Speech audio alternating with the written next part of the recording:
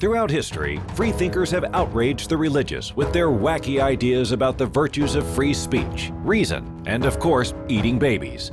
Now, God is dying, and it's time to dispose of his remains. From the pits of hell, Satan sends two puppets of the imperialist West and the Zionist Jews against God, Islam, and tiny kittens to bring you their propaganda and conspire for a new world order. This is Secular Jihadists for a Muslim Enlightenment with Ali Rizvi and Armin Navabi.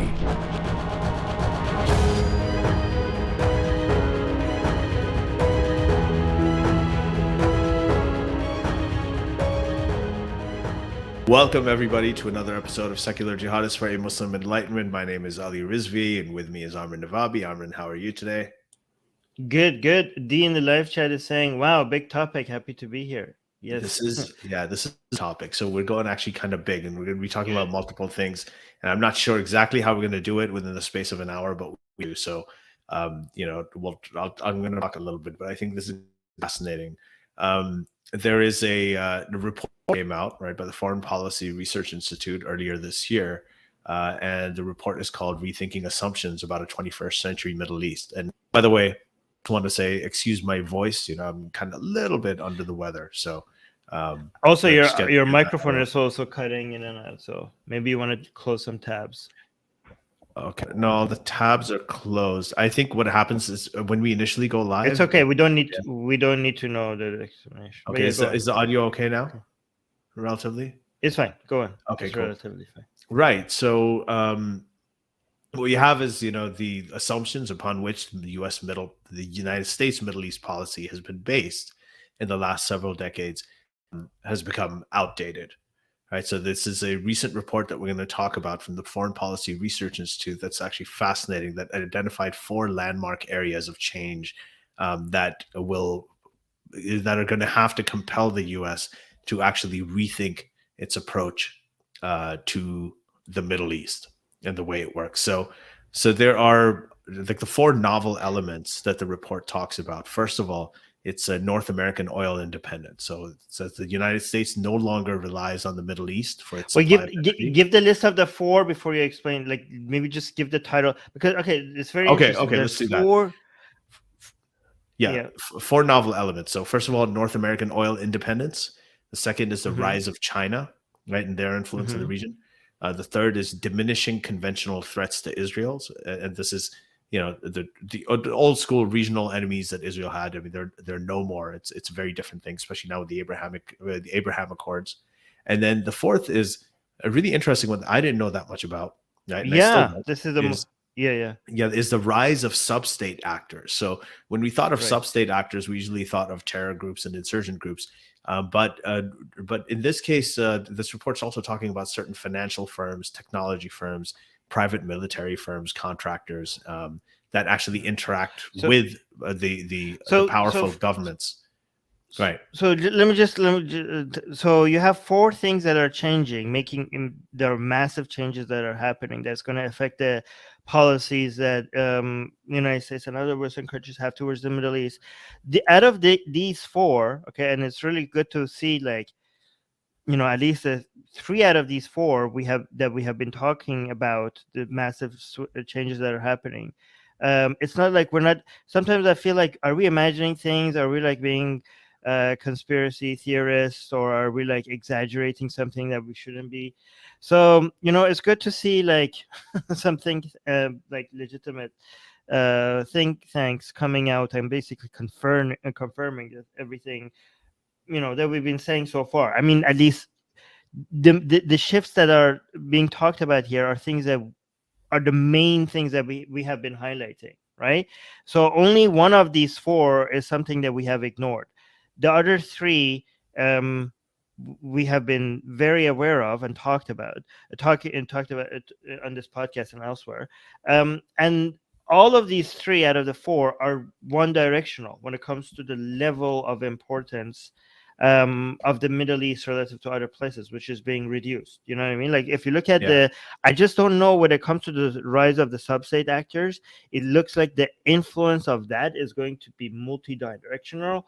or maybe even the opposite direction, right? Yeah. Which I'll get back to later.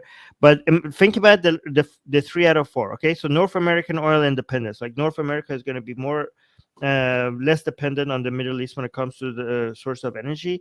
That means the Middle East is going to be less of a place where, I mean, if they're being smart about it, less of a place where they're going to be involved in, right? Because they don't need to as much as before. Again, none of this is like black and white. It's not like they're going to wash their hands off of it. It's just going to be relative to before.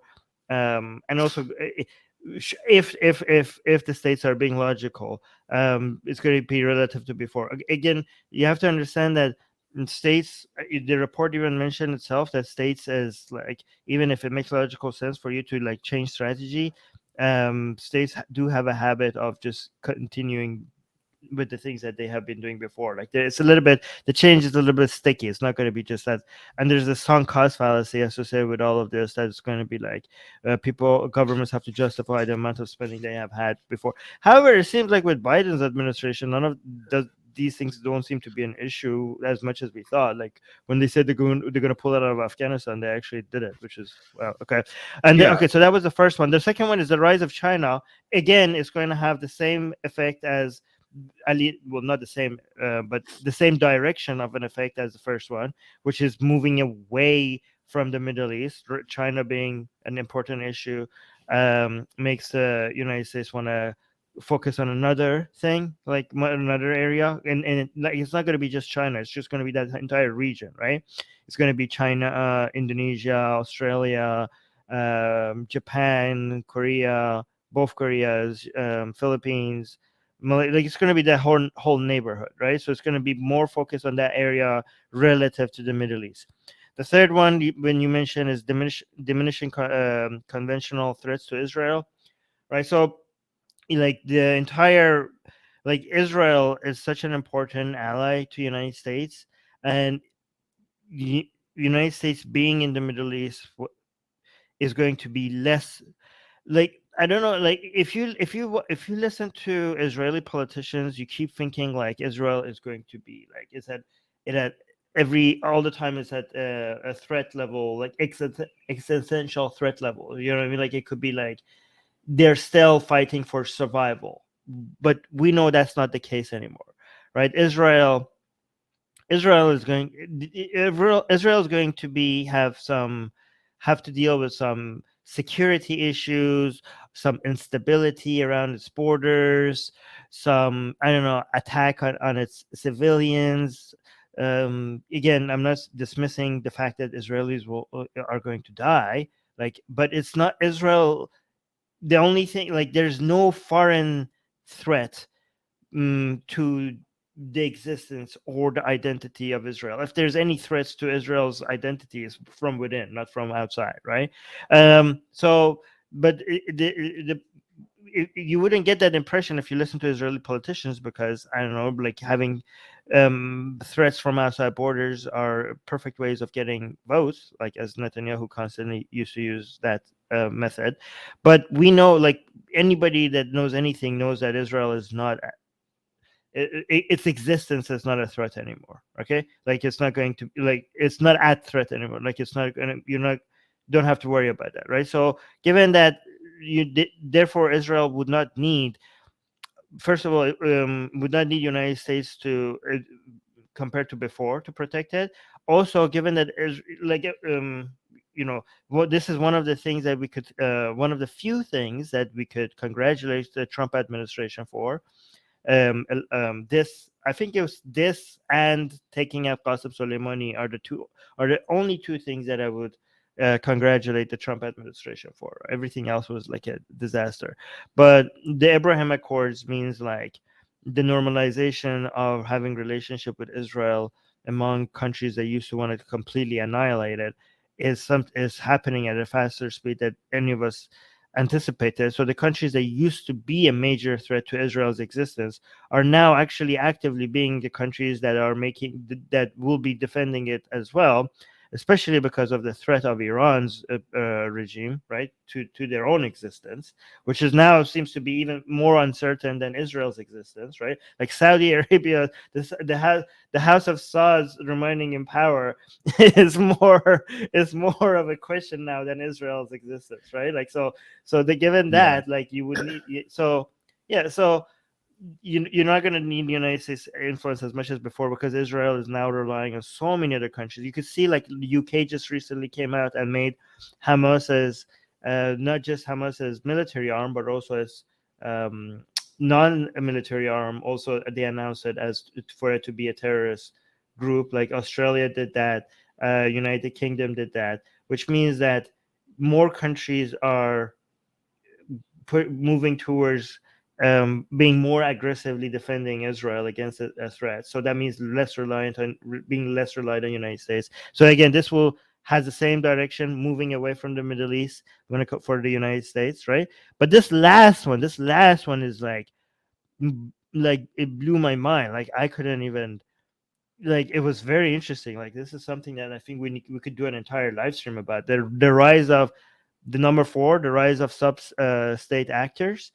But yeah, you want to go through all of these for yourself, Ali, and give us your take on each one of them? Yeah, I think that we should do like this. Is go through each 4 of them because I think it's good. And we'll talk about the last one and keep it to the end, because sub-state actors are not what you conventionally think of. Like it's not about the insurgents or the terror groups or anything like that. But the first of all, like what I find interesting, and I remember I used to write about this a lot in around 2008, 2009, was the American dependence on oil and energy. And this is amazing to me because, I grew up in Saudi Arabia, and at that time these wars were happening, and they had these people were driving these sort of gas guzzling SUVs, and they had "support our troops" stickers on them. And I used to think of like support our troops, and then when you fill these large amount of gas consuming vehicles with gas, I mean you're basically bowing to the Saudi king every time you do it, because the US used to get so much of its oil from the Middle East. And then all of that changed really, really fast. It's amazing how fast these things change. So this is happening. The Iraq war is underway, the Afghan war is underway, all this stuff's happening. And then around 2008, 2009, you have what they call the Shale Revolution, and that's where the fracking came in. And then they found out that they could just increase the amount of oil production in the U.S. U.S. started increasing it by in Canada too, huh? And Canada. And Canada, yeah, by hundreds of percent, like by several 100%, they started increasing the production. So it kept going, and this is around the time that the Saudis and the people in the Middle East started realizing that okay, this is going to be a problem for them. And then now by 2020, I think, and especially according to this report, this is just before this whole big illness started going around. The U.S. actually became the world's largest oil producer. So the U.S. production hit 13 million barrels per day, right? And at a higher cost, though. So we have to acknowledge it, like compared to Saudi's oil that comes out like with much less cost. So there's that. Yeah. Sure. And then so what you have now is you have oil that there's a very small percentage of oil that actually comes from the Middle East, from say Saudi Arabia, and a lot of the oil now, first it used to come to North America and to the West, but now it goes mainly to Asia, right? The oil that comes out of the Middle East. So that's become a big issue, and many things changed because of this. So this is one of those things. The oil production, as we know, that every time there was a war in the Middle East, they'd say, "Oh, it's because of the oil." When even Donald Trump, when he said, I would have gone to Iraq, I would have kept all the oil. That was considered an oil war. So the oil thing was a really, really big deal. And then once that aspect, it didn't necessarily go away, but once it started getting downplayed, you'd see a lot of these conflicts, becoming, dampened down. You would see that this wasn't just it wasn't just an environmental issue. It was actually a national security issue. You saw and the democracy. And also a democracy issue, because I want people think that these all of this oil-rich countries, the oil has been a blessing to these countries, but it hasn't. It's been a curse. around starting around in 1900s, right? Early 1900s, we saw an enlightenment, like a push for democracy and free speech and representation, coming to the Middle East in the same way that in the 1800s it came to Europe. You know what I mean? Like you saw a major push for that. People were demanding for an enlightenment, like for a move towards people having more say in their lives relative to their government, right? It seemed to have been started, like what we saw start in Europe. We saw that, like, okay, this is now the Middle Easterns. It's happening. It was happening everywhere. It was happening in Egypt. It was happening in Iran. It was happening in Turkey. It was very exciting, right? And then what changed? What changed was the oil.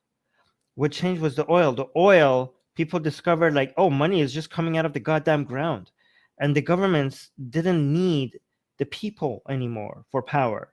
They could just sell the oil and just be like, do whatever they want. You don't need people's say. Like it shift the balance of the power that was changing. It was going from the governments to the people. It made it go back in the other direction, right? It destroyed all these democratic movements, and the governments became more dictatorial as the price of oil went up. So I'm happy. Like it would be a good thing to see this curse go away. Like a lot of people think like oil is good for the people. It was good that the money was flowing in, but no, it was just shifting the balance of power.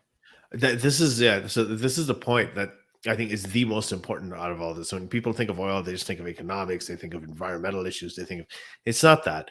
So first of all, and I want to add to what Armin said, that first of all, the national security thing I was saying was that when Saudi Arabia had a lot of oil, they could get away with anything.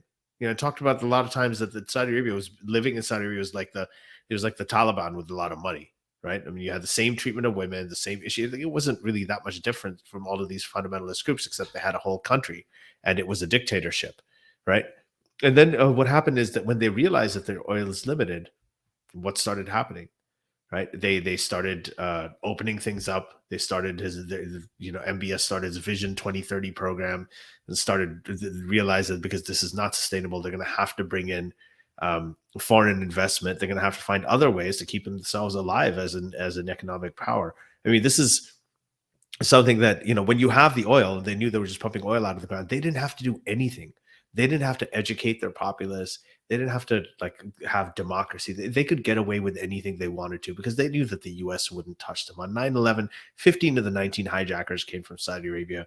There was demonstrated ties between authorities in Saudi Arabia and some of these actions against the U.S. The funding of the madrasas in Pakistan that created the Taliban, like when the ISI created the Taliban.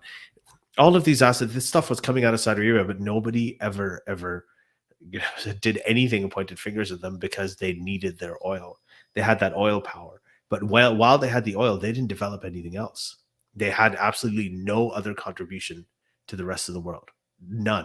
Because it's easy. So because it was easy to, you have to, and again, you don't need. Here's an interesting thing, Ali. A lot of people, if you notice, like where you had Enlightenment values available, or just not just Enlightenment values, just the power of the people, like democratic movements, right? The main two ones people think of, both happened in ancient times and in recent history. Both of them were around in Europe, right? Like you have the Greeks even inventing the idea of democracy, like in ancient times. And then the major other push that most people talk about is, again, in Western Europe, and in the Age of Enlightenment, like in the 1700s, and then eventually, mainly the political push for it in the 1800s, right?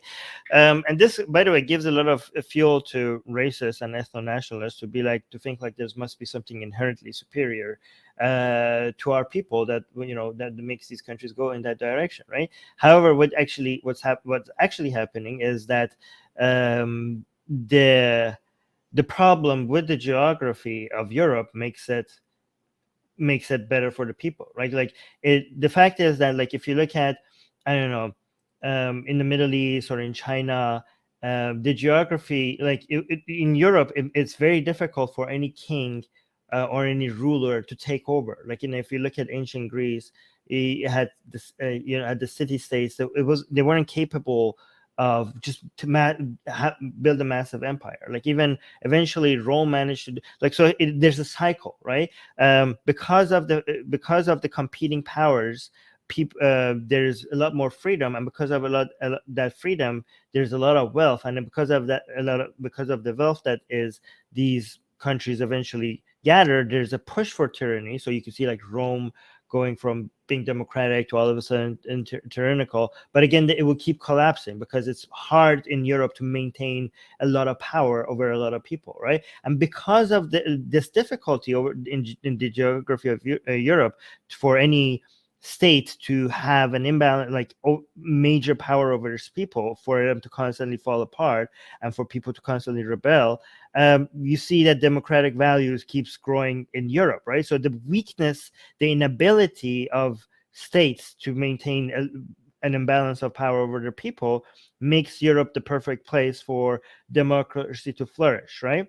So just like geography historically has stopped dictators and tyrants to become too powerful in Europe, now oil has done the opposite for the Middle East, right? So, but again, you see, like, this is such a interesting things to, and also the influence of geography will eventually diminish. You know what I mean? The influence of oil eventually will diminish. The fact that the digital information had made access, the digital revolution has made the access to information a lot more democratic. That's going to give more power towards the people, and eventually, I don't want to get into this topic, but eventually, blockchain technology is also going to spread and power across, more towards the people, I think. Well, I don't want to start talking about that. That would be another stream. But again, so it's a very interesting time to watch. And again, this, I think, the number one factor is going to be relative to the number 4 factor, okay? Because the number 1 is talking about North American oil independence, right, as a way to show the shift of the balance of power when it comes to controlling sources of energy going away from the Middle East, and maybe like North America becoming more independent on that. But it's not just going to be going from the Middle East towards North America, right? It's going to be going from Middle East states towards the Middle Eastern people as well, right? So it's in that direction as well, right? And again, that's why I think it makes number 4, which is going to be the rise of sub-state actors, is somehow the study itself, that the paper that you sent, Ali, that it doesn't talk about this, but I think the fact that oil is going to be less of a factor is going to empower sub-state actors as well, right? Because if the power of the state is going to be reduced, what other alternatives are going to be influencing people's lives in the Middle East? It's going to be the sub-state actors. But sub-state actors, like, could be a positive influence or a negative influence. Is it going to be like a religious radical group, or is it going to be like, I don't know, like social media company, or like some tech hub, or like some NGOs that are doing something great, like there's going to be, so we'll get to number 4 later. Yeah, that's what they're saying here. But just but just overall, I mean, what's like the takeaway from this first one? Okay, and I think we move on to the second one now. is that when you had, like, the U.S. economy was very, very dependent, right, on oil from the Middle East, and that was a big deal. And a lot of the the U.S., its foreign policies approach, like, number 1 thing is national interest, right? So everything they do is depends on what their national interest is. A large amount of that is economic. Oil was a huge national interest, but now that that's not a big deal, or as it becomes less and less and less of a deal, you're going to see the U.S., and you are seeing the U.S. disengaging from a lot of the issues in the Middle East.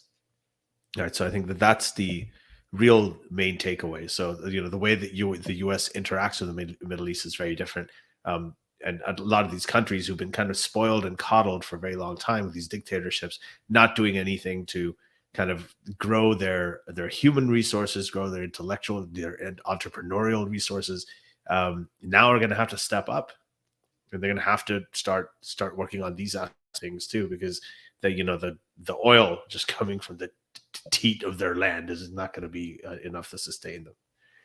So I think that's a really, really interesting, massive. That's probably one of the biggest shifts that's happening.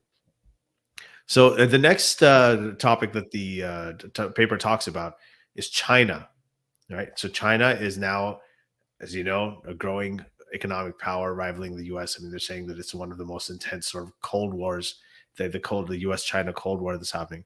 And where the U.S. is leaving, China is making its way in.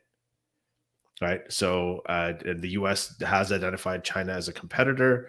And a lot of the U.S.'s security, according to this paper, it's reoriented all aspects of its security institutions towards this competition with China, even though it's not significant at this point, but at least to some extent you can see it happening. You can see the beginnings of it. Right.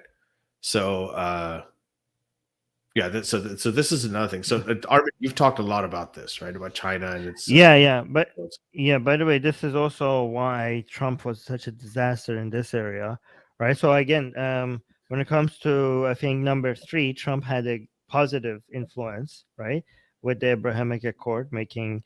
But when it comes to number 2, Trump was a disaster.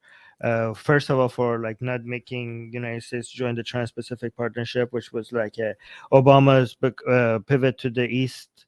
That was going to be a major turning point, right, when it comes to making sure United States is allying with as many countries as possible to not let China bully everybody in that region, and also to make sure that this whole idea of standing up for liberal values and human rights and the free trade and better standards, it was a major push in that direction, so that not let China undo. I know United States itself has been responsible for undoing a lot of the good that the push for the worldwide liberal order ever since World War II. Like I don't people have to understand, like when it comes to a lot of people attack this policing of the world by leading by United States, talking about human rights, talking about free trade deal, like free, lowering tariffs, having better standards. A lot of people think like United States and all these other institutions, such as like United Nations or the World Trade Organization or the International Criminal Court, they keep pointing at these global institutions that are supposed to have fixed the world so that we don't have any situations like World War I or World War II happening again, and reduction in genocide and stuff like this. They think like it has been a failure just because they come up with examples for where United States has been hypocritical, or when the United States hasn't been respecting human rights. And we do highlight those here as well. Like, it's not like I'm denying that those exist, right? But if you actually look at the overall general trend, it has worked out. This has been a success. Ever since World War II, the push for an international order with human rights and better standards has made the world a much more peaceful place, and it has brought a lot of people out of poverty. And it seemed like China was like joining this movement before she came into power in China, right? Like China managed to grow its economy so fast because it was basically accepting these new standards and these new ways of doing things and this new way of international order and this new way of creating friends around the world, right? And then all of a sudden now she is in power and things are now seeming to be like a little bit more questionable. Like, the reason why China grew so much is because it opens its border to the international world, like into the world, and like to all these investments, right? So things were moving in the right direction. Now the CCP has realized that, okay, if we keep enriching our people, at some point the people will the relative power of the people of China is going to be too much relative to the CCP, and we can't have that. So like we might as well just slow down and not grow as fast, as long as we make sure that the CCP is still it remains in power, right?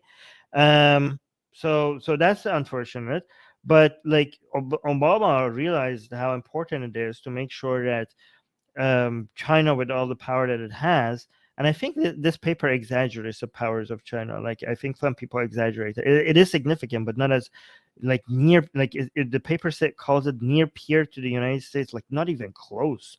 China, like as much as powerful as China is becoming, is still extremely insignificant to what the United States is. Right, even compared to what the European Union is. Like not militarily. Like China is able to cause a lot of be dominant maybe around the area, but not worldwide. Ali, you keep talking. There's somebody I have to respond to. Go on. Okay, so yeah, I wanted to. There's another thing. Oh, that's an interesting little avatar for Armin. So I think there's another thing that that this paper talks about. Like in addition to when we're talking about how China is making its way into the Middle East and into the world, is it's not just the economic channels that open. There's also geographical advantages that China is actually trying to implement. So, we know about the Belt and Road Initiative. I mean, that's something that talked about in this paper, talks about how that makes a lot of strategic sense. So one thing that China has done is it's, and Armin, I don't know if you want to mention this as well, is the how China has been entering the dynamics of Iran. Sorry about that. Right. No worries. Yeah. So there's they have the signing of the Comprehensive Strategic Partnership between China and Iran, and the Belt and Road Initiative. So when China has had access to Iranian ports, such as what is this, Bandar Abbas and Chabahar? Armin, am I pronouncing it right? Chabahar. Yeah. No, but so, okay. Yeah. Go ahead. Yeah. So no, yeah. I mean, China is going to move in. China is going to move in every time in all of these places, right? Yeah. It's going to have this seems like contradictory. We're saying that Middle East is going to be less important because the United States is going to focus around China's neighborhood, but especially protecting its allies in this region, right? Protecting Japan, protecting Korea, protecting the Philippines, protecting Australia, with those goddamn submarines, like that. Yeah. But so, and you can see but again, this you might think well, Middle East is going to actually be more important because China is now becoming more aggressive, like with the Belt and Road Initiative. You can see a lot of the things that China's a lot of the ways that China is going to move into Europe is going to be through the Middle East. So that's going to seem like it's going to make the Middle East more important. However, this would only be true if you think that China's influence in the Middle East is going to be as big as the United States. Again, China is big and it's growing significantly, but it's not the same as the United States. Like if the United States has less influence in the Middle East and China comes in, it's not going to be able to like when United States throws its weight around, it just moves things in a way. It influences politics. It influences economy in a way that China could never do. Again, I'm not saying these things are insignificant. I'm just talking about it's the difference between I don't know, like a dragon and a goddamn god. You know what I mean? Like these are both significant, but the United States impact on things is a lot more significant. So if one is replacing the other one, it will still the net effect would be less intervention, right? But again, this effect, unlike the one with the oil one, the oil is going to be unfortunately be bad for the people of these countries democratically. Economically it will be good, right? Because the more trade you have, like here's the thing, like guys, I don't want people to think like we're anti-China. We're not anti-China. We're anti-CCP. Okay, China growing is good not just for China. China growing is good for the world, right? China growing economically means like more trade for everybody, more businesses for everybody, and China coming out and doing deals with people in the Middle East is going to be good for the people in the Middle East. You want the economies of these countries to be more reliant on trade, more reliant on goods coming in and out of the ports, more people doing businesses relative to the oil. That's a positive effect for these countries, right? And people talk about, I know, the Chinese debt trap. Overall, I think that's been exaggerated. Overall, I think the economic impact of Chinese companies doing deals with Middle Eastern or African countries is a net positive for these countries. However, the negative part is the democratic influence, right? Because what we had with North American, Western European countries and their allies like Korea and Australia and Japan is that they had this standards. Okay, again, I'm not saying they're doing these standards out of the goodness of the heart, and I know they have been hypocrites and they've been violating these laws, but they had certain standards of who you do deal with and how much you do deal with. But what, like, there's some enlightenment values, there's some human rights, there's some standards for trade, standards for labor that if you accepted more, you would be considered more of an ally. Again, I know there's exceptions, like Saudi Arabia is the easiest one that comes to mind, right? The United States has been supporting tyrants and dictators all around, the Middle East. So you might come up with the impression that it has been the exact opposite, but it hasn't. These standards did make a difference, but China doesn't have those standards. China, like if you see Europe putting pressure on Pakistan because of its human rights violations and like threatening them to get out of this deal or that deal or this group or that group, you don't have Pakistan, for example, wouldn't have that issue with China, right?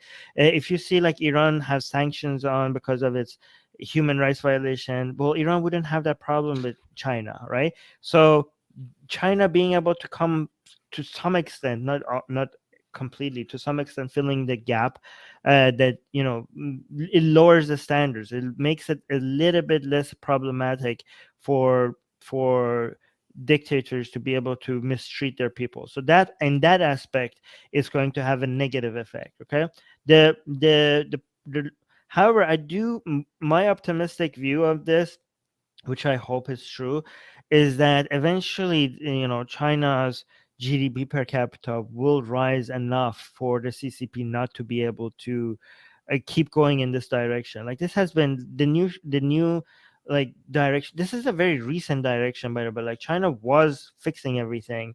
This is only with Xi coming into power, things have recently gone in the opposite direction, right? I hope it fails miserably. I hope like Chinese people become rich enough so that their power relative to the government will mean that eventually they could get this to stop.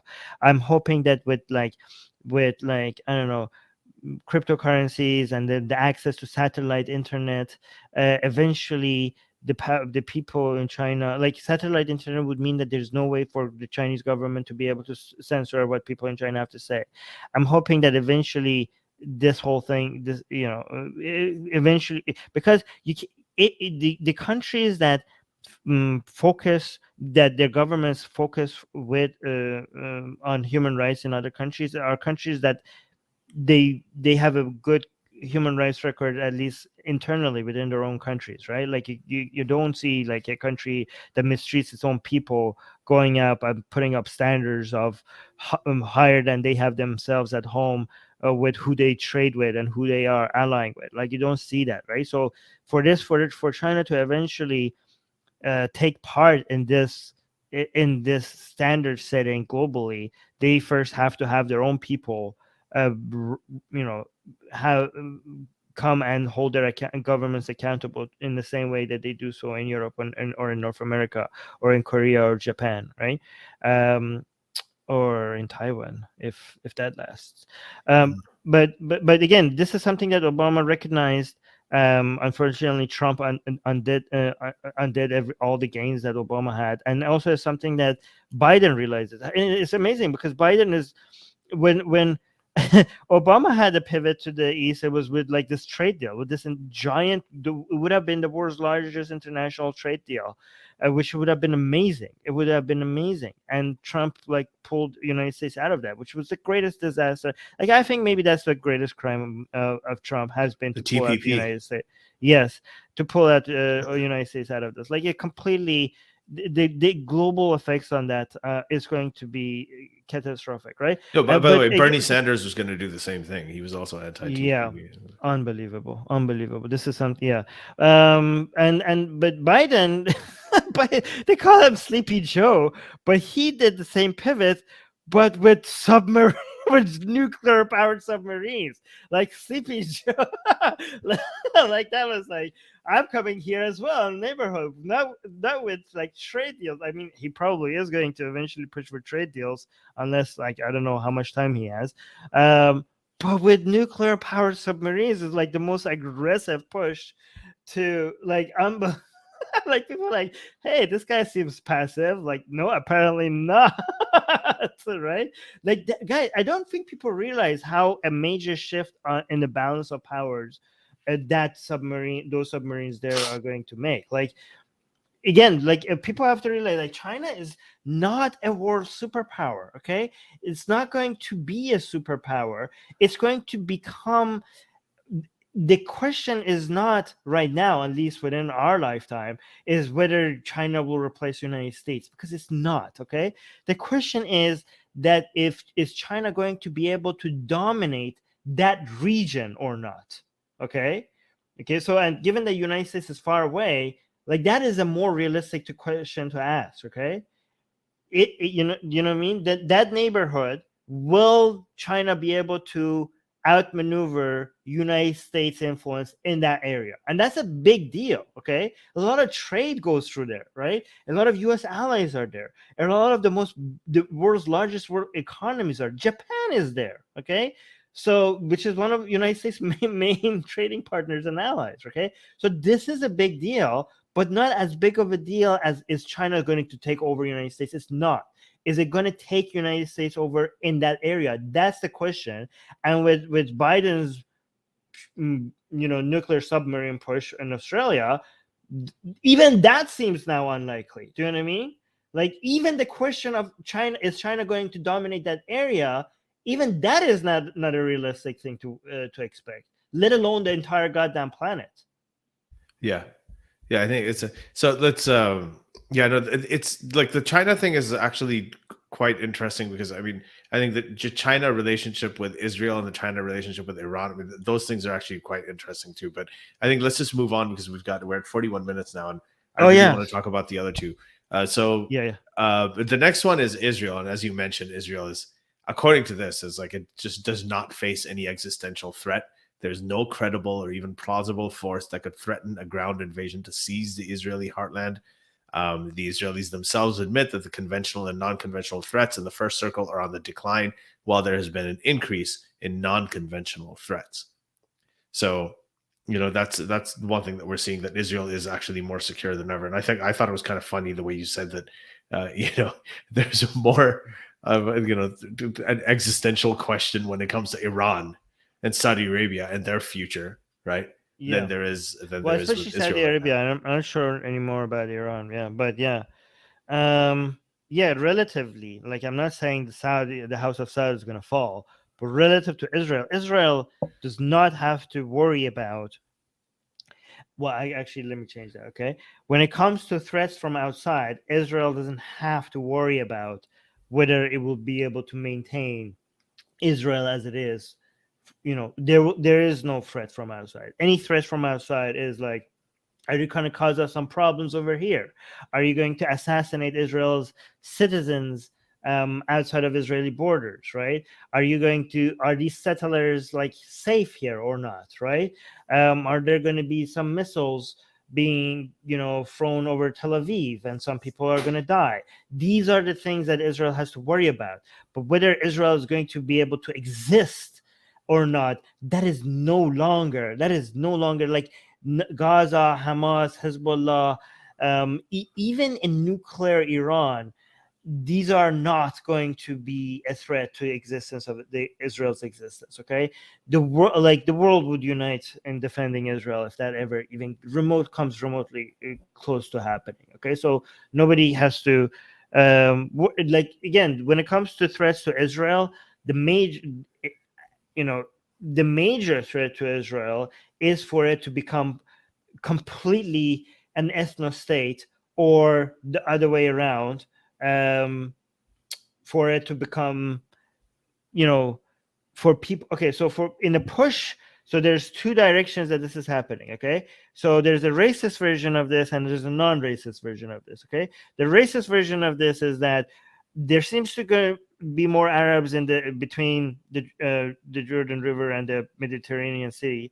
And if we want to not be an apartheid state and give everybody the right to self-determination and vote, but if it's under one state, then these are going to be more Arabs here, and Israel is not going to exist anymore as a Jewish state.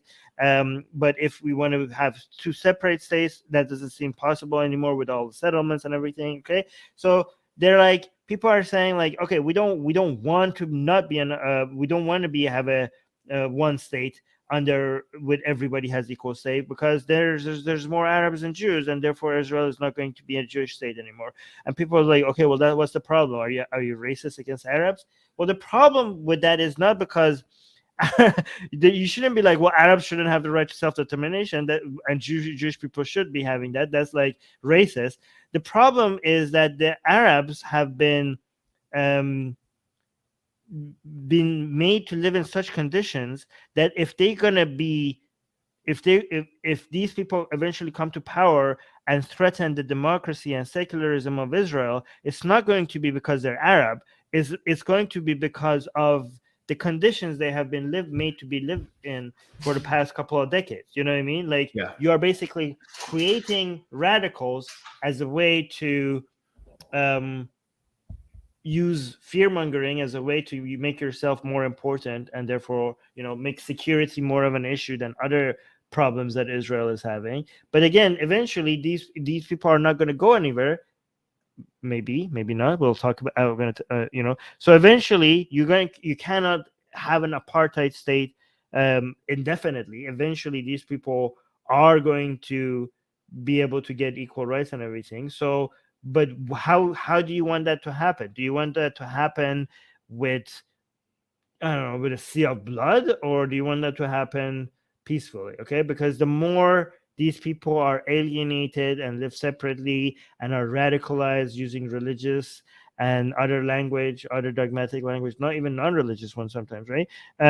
Eventually, it's going to make it harder eventually for this marriage to take place. It's not going to be a marriage. It's going to be like in civil war. It right? can't happen without two separate states. It can't. Like, you can't have it has to. It's impossible. The two-state solution seems impossible now, right? Yeah, it does seem impossible, but that's the only way you're going to have a Jewish state that is also a democracy. Well, it's not going to be a Jewish state, so that's what I'm saying. Like, there's only two. It's not going to be a Jewish state, so that's what I'm saying. The only threat is from within. Like, how that happens, whether it's going to be like a bloody or peaceful, it's going to be depending on how the Palestinians are treated and how Israeli Arabs are treated in the next couple of decades. Like, I'm hoping, again, another solution to all of this is to increase the economic power of the Palestinians and Arab Israelis. So, because with more trade between these groups of people, the less convenient is going to be for politicians to use each other's people as a fear tactic for them to become in power, right? Because trade and people's economies depend on it, right? So again, more trade seems to be always the answer. More putting purchasing power in the hands of the people seems to be always the answer, right? But there seems the ethno nationalists in Israel, who seem to have realized that it's impossible for you to continue having a Jewish state indefinitely, because this will not eventually the status quo has to change.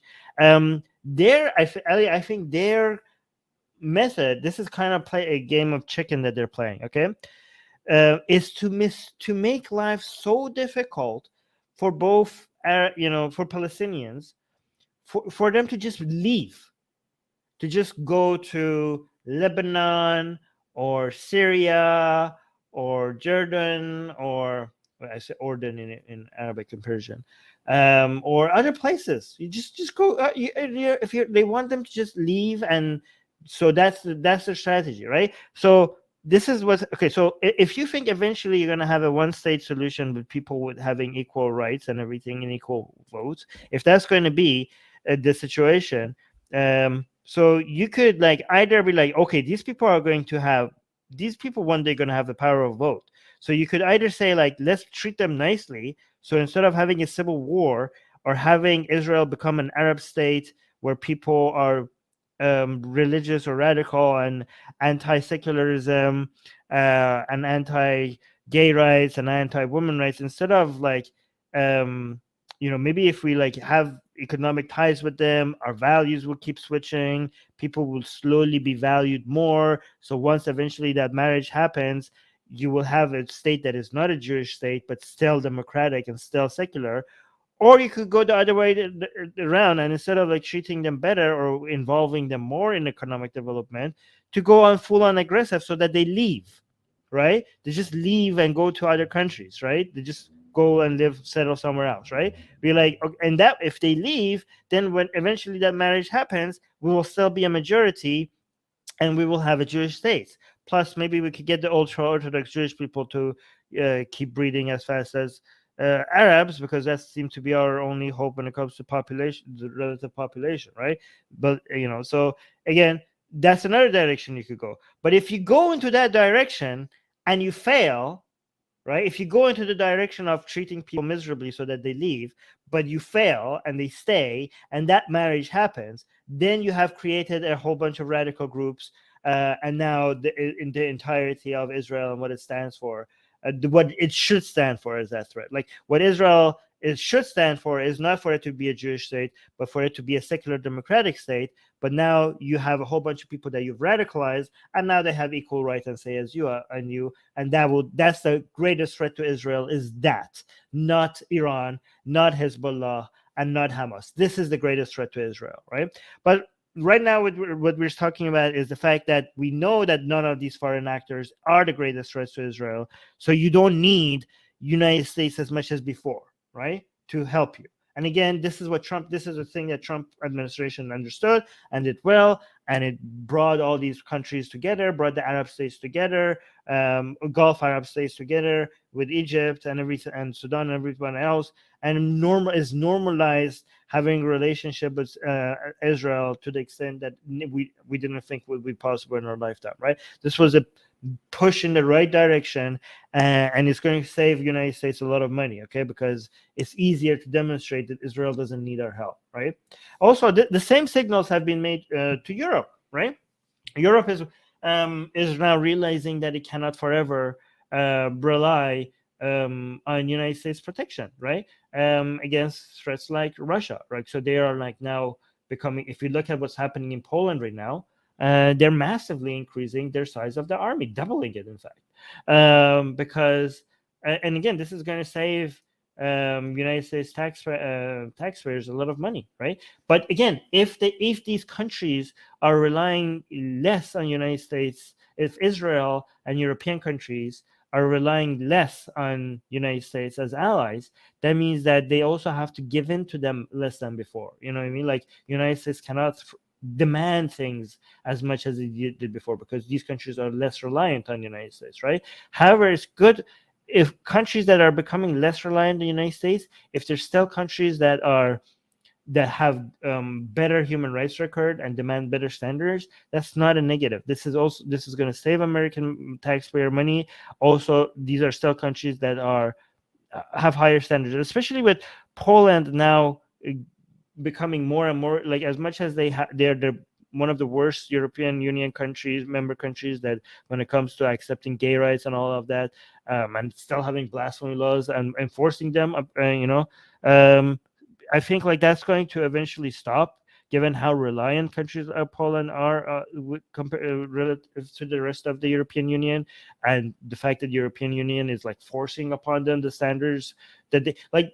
This is a good thing. Like European Union, is very aggressive when it comes to having better standards and making that conditions. And billions and billions of dollars they're willing to change their policy because of countries like Pakistan, for example, just not abiding by human rights and even holding their own members accountable. Like Poland could have lost billions and billions of dollars just because they having gay LGBT free zones, right? Which is horrible, right? But you can see they're not messing around. Like they do actually care about human rights. This is not just just a thing that they just say. Again, I know we could find examples of them not doing so and being hypocrites, but overall it's much better than countries like the way countries like China have maintains relationships with other. They don't care about human rights at all. Right. But yeah, so go on, Ali. So yeah, no, I wanted to get we have 6 minutes left, and I really wanted to talk about this the sub-state actors, and I wanted to what you thought about this, because it's kind of interesting. So this is not a new thing. So we know about, for example, we know that Hezbollah is a huge sub-state actor in the Lebanon, Israel, that Middle East region. Okay, they've actually held their own against. And this is not even a country. This is a sub-state actor. So we also know, and historically, where I'm from, India and Pakistan, basically.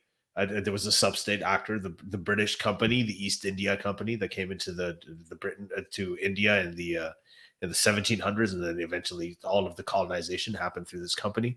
That's how the Indian subcontinent became a British colony. So we know about this in history, but now there are new aspects of this that are arising, right? So not only do we have the the Hezbollahs and the ISISs and everything, but you have all of these tech firms. Right. And this is what the paper argues. You have tech firms like Google, Apple, Amazon, Facebook, Twitter, and these are rivaling government powers. I mean, if you look at Elon Musk, Elon Musk's net worth climbed up to 326 billion this year. Can you imagine that? 326 billion was just this one man, his net worth. That's higher than, well, I don't even know how many countries you can name. Loads and loads and loads of countries in the world. This one man was worth more than most of these countries' GDPs. So these people clearly have a lot of influence, right, on the states that they're in and on states outside of them. Like Facebook, Twitter have completely changed the face of how protests and things like that happen in Middle Eastern countries. The influence of Facebook in Iraq. A lot of the other sub-state actors actually use these platforms to organize their events. So there's that. And then the other thing that they talk about is these organized crime, like the drug cartels in Mexico, right? Incredible influence on the state and the government, the interactions with the powerful elements of the countries. And then Goldman Sachs, Deutsche Bank, HSBC, some of these big corporations and banks, financial firms, they have a tremendous amount of influence. So it's interesting that they talk about this as a rising threat also that's actually rivaling the power of these governments. Yeah, I don't. It wasn't very clear to me about it mentioned them, which was fascinating, but it wasn't as clear as the other three.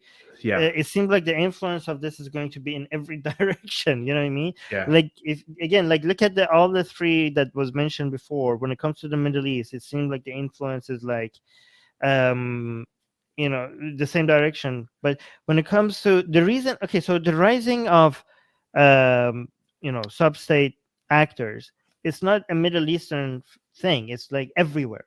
What is interesting about the reason why this is they're talking about this within the context of Middle East is because the gap between sub-state actors and the states is narrower in the Middle East, right? So some examples of sub-state actors, like the one that you mentioned, is a very interesting one. This is not a new thing. We had the East India Company, right, which were very powerful, but even though they were very powerful, actually they were more powerful than states, right? They were not more powerful than the British Empire, but they were more powerful than the entire India, all of United India. They basically took over the whole thing. They allowed the British to take over the whole thing. They were incredibly powerful. Right. Another sub-state actor that it didn't mention, but I was thinking of entirely, because it mentions some sub-state actors historically, and then some modern sub-state actors like the IRGC or ISIS or NGOs or like religious institutions, Facebook, Amazon. These are all sub-state actors, right? But one that I think it should have touched on, I don't know, maybe it did, maybe I missed it, because it's both historic, like at the times, like and current, is the Muslim Brotherhood, right? Like Muslim Brotherhood was like one of the most influential sub-state actors before in the Middle East, and it almost took over Egypt in modern times. Also in modern times, like this is like it's been a consistent influential sub-state actor, right? So you know, with printing of money and and that way of governments trying to keep redistributing, like in freer countries, like in not so free countries, with a lot of natural resources, you can see the flow of power trying to be maintained by the states using natural resources. But in other countries, you can see that by printing money, you get the flow of power going back to the governments from the, you know, removing the purchasing power of the people relative to the government, because the money that you have in your hand is going to be valued less, but the people who get to print the money are the people who are still maintaining that purchasing power, right? So this is why some people say, like, the more you do that, the more you get like the purchasing power being spent on things like grenades rather than avocados, you know, or to tanks rather than cars.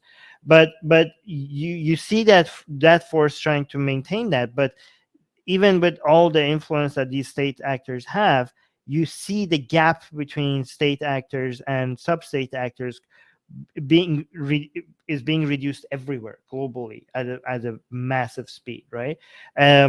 But the reason, it's being reduced. Like, yeah, the gap is being reduced.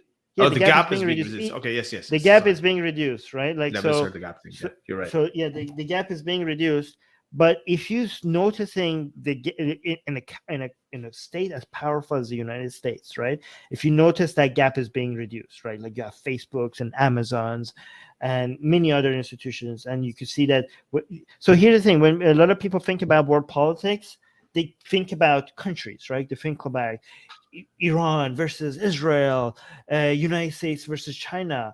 But it's like, what we have to realize, that way of thinking is going to make a, like, if you ignore that it's not the world, the powers that be that are competing with each other. If you just think about that traditional model of different states competing with each other, that you're missing a big part of the picture, because new players have entered the game that are not governments, right?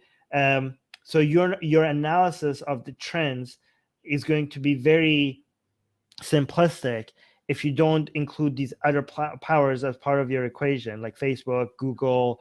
I mean, you saw like ISIS, right? That was a major part of the equation, right? IRGC.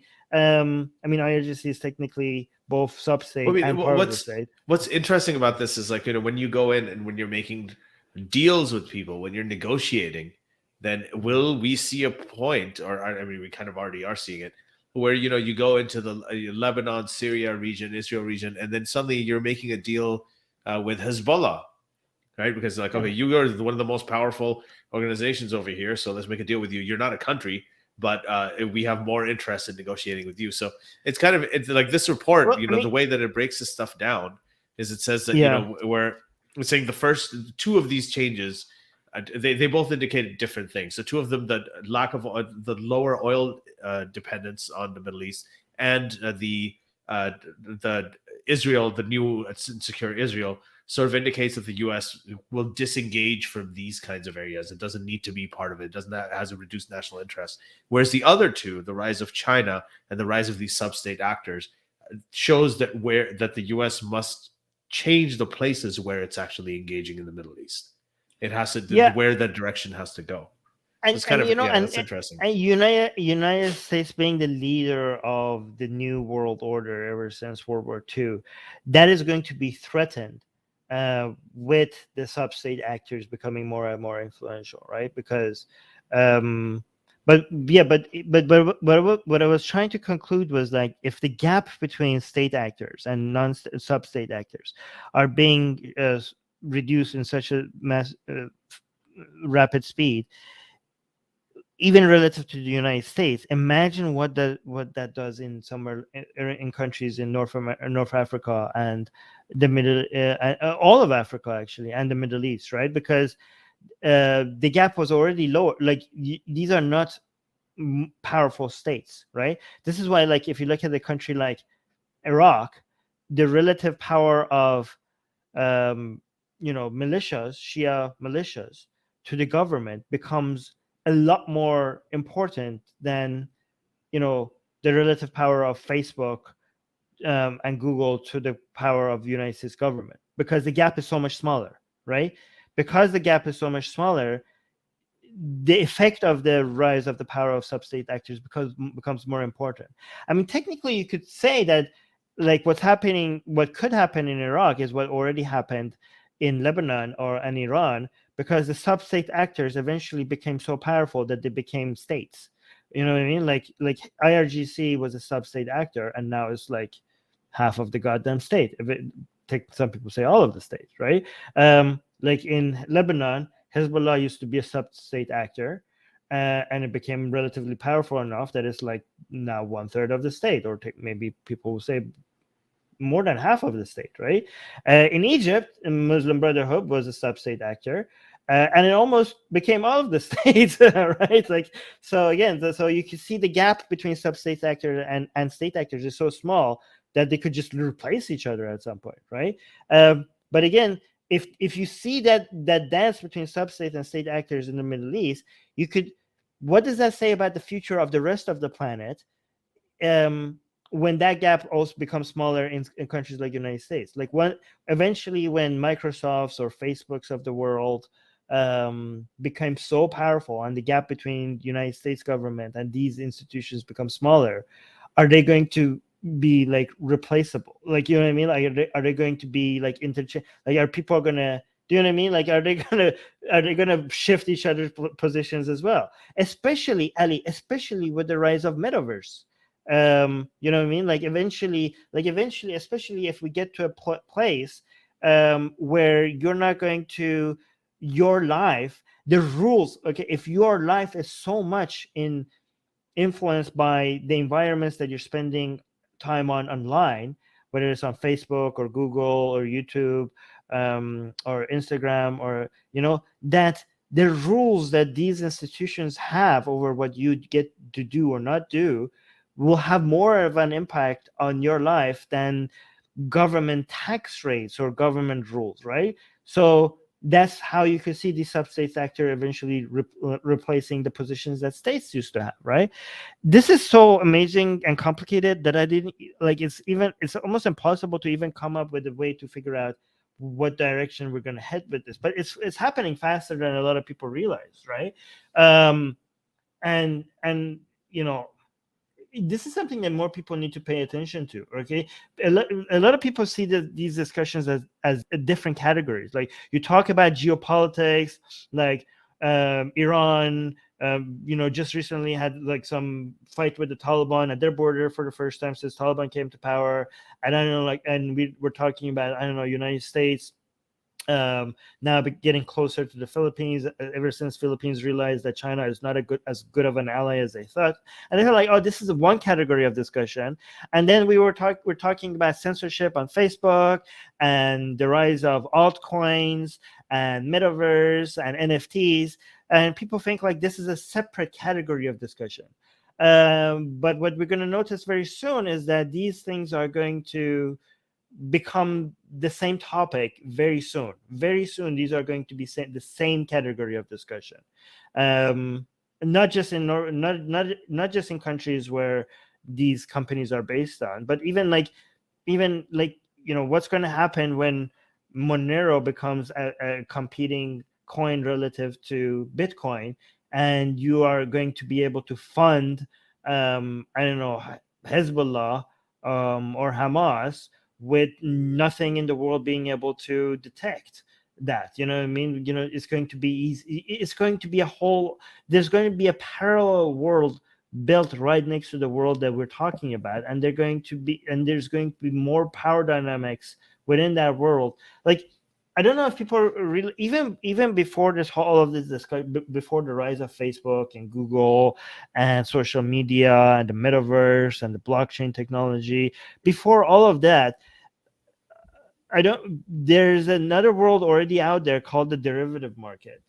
And if you look at the amount of economy and exchange and trade that is happening there, most people are completely unaware of this. There's a parallel world economy that is much, much bigger than the entire economy of the entire planet that is happening without most of us paying attention to it. In the derivative market is like a monster. It's like a whole beast of an economy that that is bigger than every other trade like that we do outside of that, right? And that's just there doing its thing without anybody talking about it other than people in the finance industry. So you could have that again. You're going to see that that one people don't need to.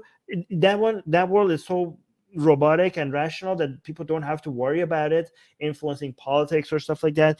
But when it comes to these other parallel worlds like the metaverse or people building applications with blockchains and decentralized finance and decentralized applications and everything, that will also could grow exponentially fast to the point where it's even bigger than trades and the economy and the laws and everything that we're doing, that we traditionally refer to when we say these things.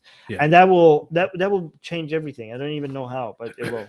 Yeah, we should. That's okay. So we should wrap up now. And I think that, by the way, all of that is another episode in itself. So we have one main patron question today. It was from Bulbul, and she is saying at 11:33 p.m. So we'll go through this really quick. It's actually quite a good question. And she says, do you foresee an eventual clash of values between China, an atheist country that criminalizes Islam, and the Middle Eastern countries, Islamic countries that criminalize atheism?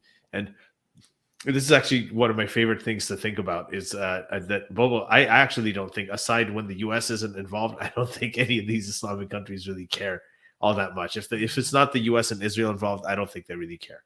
So what happens is no, I mean, if you look at Iran, right? Iran had this huge thing with the great Satan, the great Satan, the great Satan. The United States was the great Satan, but they were allied with they were perfectly okay with Russia and the Soviet Union, which is the godless atheists. It didn't, like, these ideological and religious things didn't really matter that much when they made these alliances. Pakistan has a huge problem with the West being Islamophobic, or like the France being Islamophobic, or Israel and what they do, and the killing all the Muslims and so on. No issue with China putting Muslims in concentration camps. So I don't really see that much of a big deal. This is a good example of mentioning the sub-state actors, because it does matter to the sub-state actors, and it could matter to these states because the sub-state actors could make it matter to the states. Do you know what I mean? Like, this is actually a very good example of why it could have an influence, right?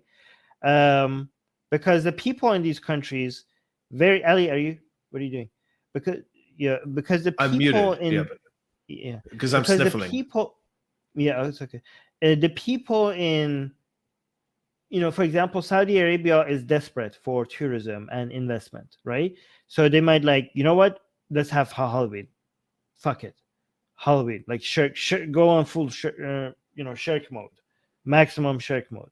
So but the people care, right? And they're like, I don't know, the UAE is like, hey, fuck it, we're allies with Israel, we're desperate, we need this, okay? That all of the narratives that we had, like Egypt, like, okay, yeah, we're allies with Israel, what are you gonna do? Like, you can't do the people, your Egyptian people. Do you think Egyptian people are happy with that? They're not. That a lot of them are not happy with that, right? So, but again, just because the state act, one reason why you see states do things that might not reflect the will of the people is because the fact that they get away with it, right? They can, right? But there will be eventually more and more people within these states that are not happy with it. And as like right now, if the relative powers of the state is so high compared to the people, if the gap closes and the people are not happy with the direction, then the sub-state actors within these states are going to come out in direct conflict with the states themselves. Yeah. But again, when that happens, the priority of the state might have changed, and the priority of the sub-state actors might have changed, right? So if you look at it in a country like Saudi Arabia, they might be able to get closer to Israel without the people who are upset about it being able to do much about it, right? But in a country like Pakistan, the people don't like the fact that the people in Pakistan, if they were focusing on the fact that China is mistreating more people, they might have cared about it a lot more, but they don't, because they already are focusing on so many other things to hate. You know what I mean? Like you give them the Shias and the Ahmadis and I don't know, people blaspheming against Muhammad. You just exhaust their outrage over things that they can't even that don't matter, so that they don't actually have enough outrage to go around when it comes to actually protecting real people. You know what I mean? So there's that element playing there as well. Like because in Pakistan, unlike in Saudi Arabia, the Islamists do have a lot of power relative to their state, right? Especially maybe not the army, but at least the civilian state, they do. But it's amazing that even they have the relative power, they're not using that to push the civilian state to say anything against China, because the power there exists, right?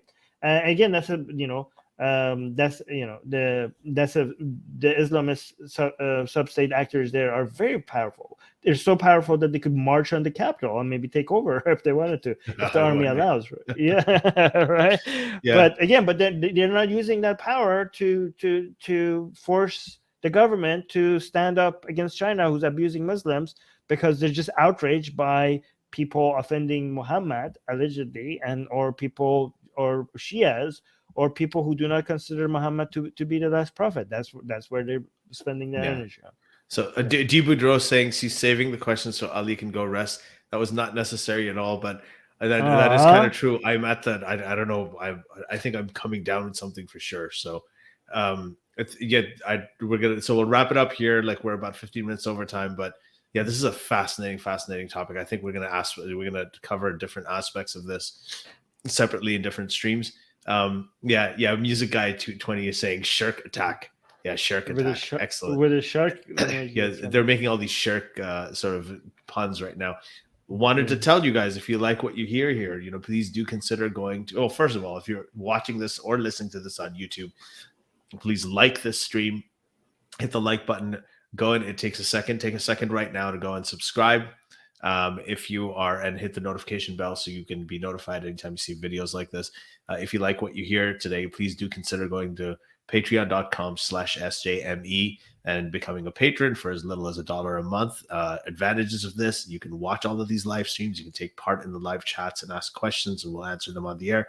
And if you are not able to join the live stream, you can ask your questions ahead of time in the Patreon post, and we will answer your questions first. We'll see them first, and we will prioritize them. So please do consider doing that. If you're listening to this on iTunes or any other sort of your Apple Podcasts or Google Podcasts, any other podcast app, please consider giving us a rating so that we're featured more prominently and more people can hear about it.